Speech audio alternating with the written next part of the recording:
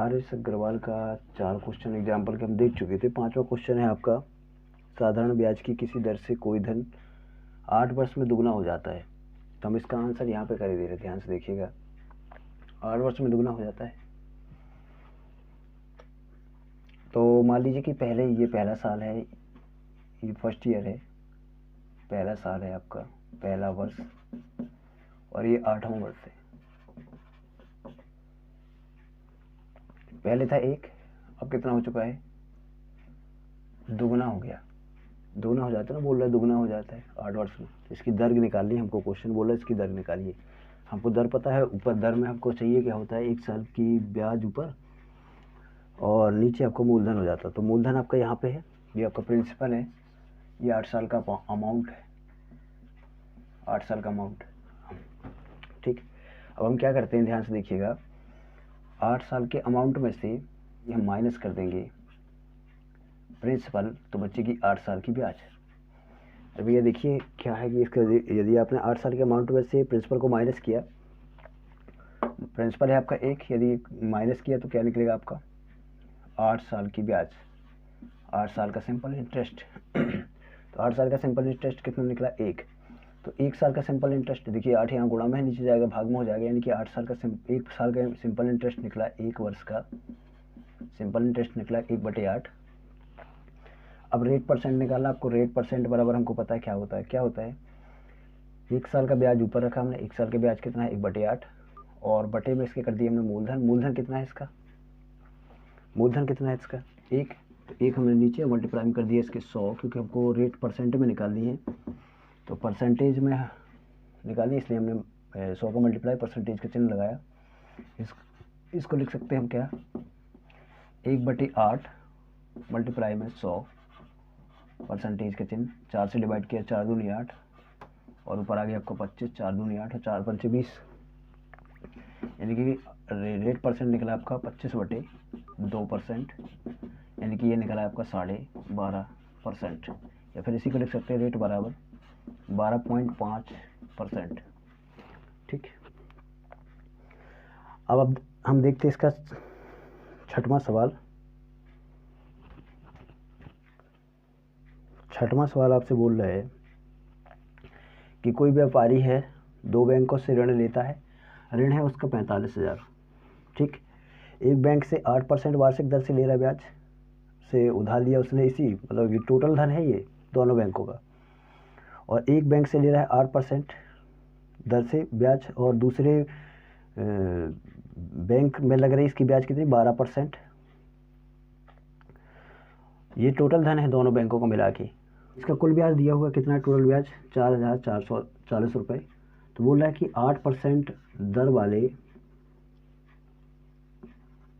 वाले बैंक से लिए गए पैसे बताइए कितने हैं, कितने लिया इसने पैसे। अब मैं इसका सवाल का एक बार और ध्यान से देखिएगा। एक व्यापारी है, 2 बैंकों से उधार लेता है, कितना रुपए, टोटल दोनों बैंकों का उधार है कितना 45,000 रुपये। एक बैंक से 8% वार्षिक दर से, दूसरे बैंक से 12% वार्षिक दर से, और कुल ब्याज है आपका कितना 4,440 रुपये।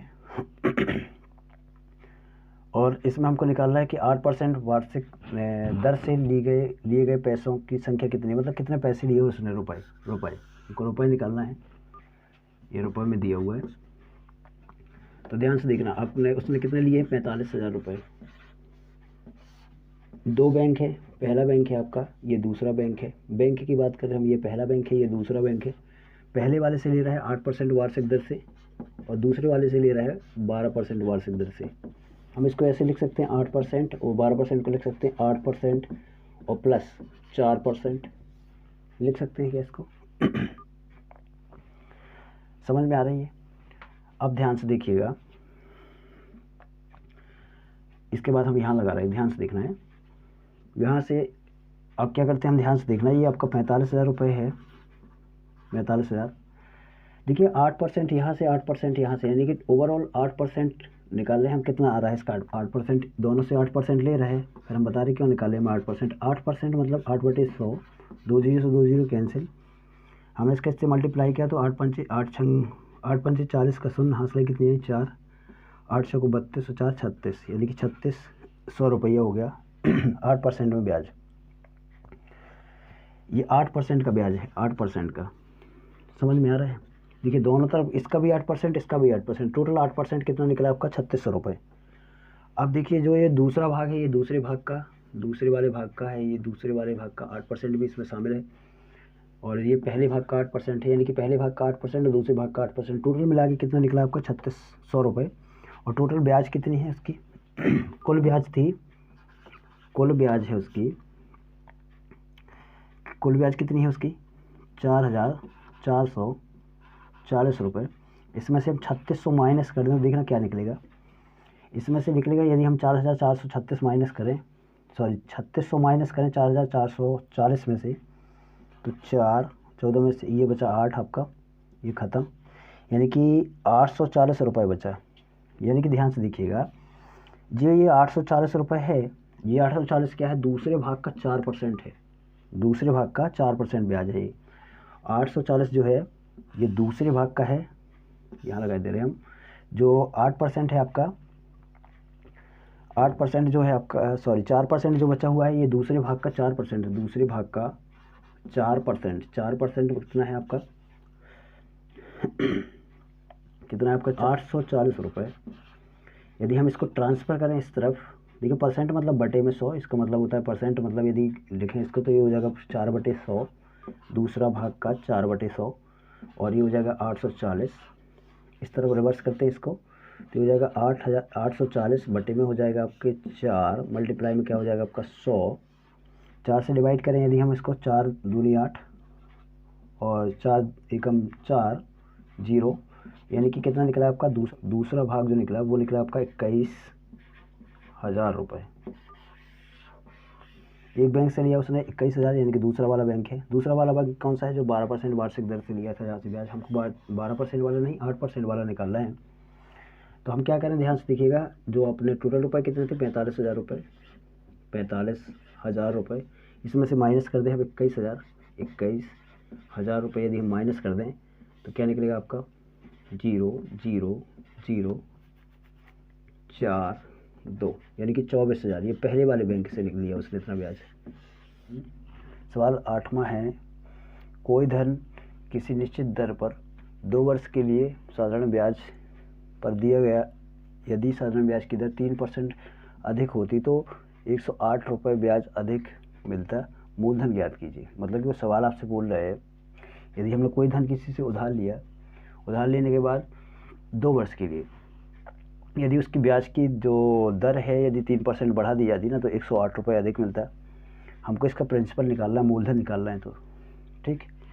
अब इसके पहले हम एक चीज़ जान लेते हैं, ध्यान से देखिएगा। ये जो आपका रेट है, जैसे मान लीजिए रेट दिया हुआ है 8%, 8% का मतलब होता है 8% का मतलब 8/100, तो ऊपर वाला होता है 1 साल की ब्याज, नीचे वाला होता है आपका मूलधन, ठीक। तो मान लेते हैं कि पहले उसका रेट था कितना 1%, अब बढ़ के हो गया, देखिए बाद में उसका हो गया, बाद में हो गया इसका 3 और बढ़ गया, मतलब कि R बराबर हो गया कितना, बढ़ के 3 और 100 हो गया 4%, ठीक। तो ये बताइए, आपको पता है इसको 3 कितना लिखेंगे 1/100, 1/100 मतलब कि 1 साल का ब्याज कितना निकला 1, और मूलधन कितना हुआ 100। यहाँ पे यदि हम बात करें 1 साल का ब्याज कितना हुआ 4, और मूलधन कितना हो गया 100। तो यहाँ से निकालते हैं, ध्यान से देखिएगा, आपको निकालना पहले 1 साल का निकालना है, 1 साल का सिंपल इंटरेस्ट। देखिए सब अनुपातिक मान निकल रहे यूनिट वाले, तो यहाँ से निकलेगा कितना 1, यहाँ से निकलेगा कितना 4। यदि हम 2 वर्ष का निकालें, 2 वर्ष का या 2 साल का सिंपल इंटरेस्ट कितना निकलेगा इसका 2, और इसका कितना निकलेगा 6। अरे देखिए 1 साल का 1, तो 2 साल का 2, 1 साल का 4, तो सॉरी 2 साल का कितना हो जाएगा 8। इतना क्लियर हुआ। अब क्या करते हैं, ध्यान से देखिएगा, हमारा जो दिया हुआ मान वो दिया है कि यदि 3% अधिक होता तो 108 रुपये अधिक मिलते उसको ब्याज। यदि हम ब्याज में से घटा दें तो हमको पता चल जाएगा ना। जैसे मान लीजिए पहले साल हमको मिला 10 रुपये, दूसरे साल हमको मिला 15 रुपये, तो देखिए यदि बढ़ गया, रेट बढ़ा है तभी मिला हमको 15 रुपये। यदि हम 15 में से 10 को माइनस करें तो कितना निकल आएगा 5, यानी कितना रुपये अधिक मिला पहले से 5 रुपये। ऐसे ही हम यहाँ पे बात करें, देखिए एक 2 साल का जो ब्याजों का अंतर है पहले की और बाद की ब्याजों का अंतर वो निकाल लेते हैं अपन। तो वो निकला आपका 8 माइनस के कितने 2, ठीक। तो कितना निकला आपका 8 माइनस 2 बराबर, इसके बराबर में निकला क्या, ये ब्याज का अंतर निकला, ये अधिक ब्याज है मिली यहाँ से, अधिक ब्याज कितनी निकली आपकी 6 यूनिट में। तो आपको देखिए अधिक ब्याज ये भी अधिक ब्याज है और ये भी अधिक ब्याज है, यानी कि एक यूनिट का मान निकाल के अपन देखिए जो आपका प्रिंसिपल है वो प्रिंसिपल कितना है 100 यूनिट, ठीक। तो 6 यूनिट का मान कितना है 108, 6 यूनिट का मान कितना है 108। तो 1 यूनिट का मान कितना हो जाएगा आपका, 6 से डिवाइड कर दीजिए, तो 1 यूनिट का मान हो जाएगा आपका 108/6, 6 से डिवाइड करेंगे तो 6 एकम 6 और 6 8 48, यानी कि 18, 1 यूनिट का मान निकला 18। अब ये 18 उठा के यहाँ पे रख देते हैं अपन, यूनिट के मान में है तो 18 यहाँ पे उठा के जैसे रखा हमने, तो ये निकला आपका प्रिंसिपल कितना 1800। दोस्तों अब 9वां सवाल देखते हैं अपन। सवाल बोल रहा है आपसे 3 वर्षों में दे। अब इसका मतलब क्या है, देखो 3 वर्ष में हमको देना है, अपने किसी से पैसा उधार लिया है, वो बोल रहा है 3 वर्ष में दे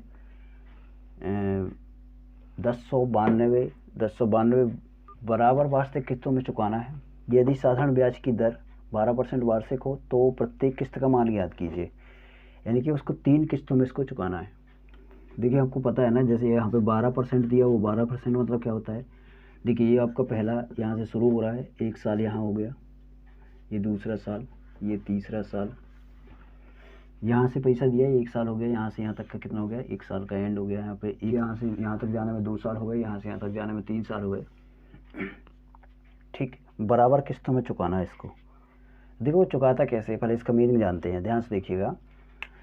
जैसे ये आपको 1200 कितना है, सॉरी 1092 रुपये है, 1092। अब इसको किस्तों में चुकाना तो ऐसे नहीं होता कि हम इसमें 3 को डिवाइड कर दें बराबर बराबर किस्तों में, ऐसे नहीं होता।